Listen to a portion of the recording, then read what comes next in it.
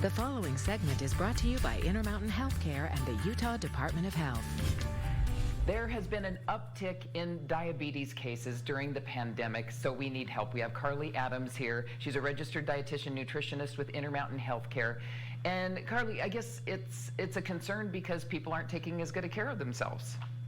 Yeah, it's kind of an interesting phenomena, and so obviously we're all a little bit stressed still. We're still trying to figure out what the best way to take care of ourselves is, the new normal, and so people aren't eating quite as healthy and they're not getting as much physical activity. Okay, so get out of the house safely.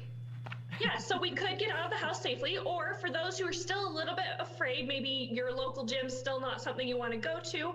As far as physical activity goes, anything that gets your heart rate up, anything that is moderate physical activity that you're kind of breathing a little bit heavier for, we can count as towards that 150-minute recommendation. And so things like gardening or vacuuming really vigorously, things like that could definitely still count towards that physical activity we want to work on.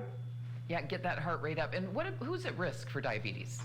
So people who are have some pre-existing conditions, like high blood pressure or kidney disease, but then there's some other people who, these are controllable risk factors, people who have a little bit of overweight or obesity, people who are physically inactive, or people who are smoking. Those are different risk factors that we could definitely still take care of ourselves.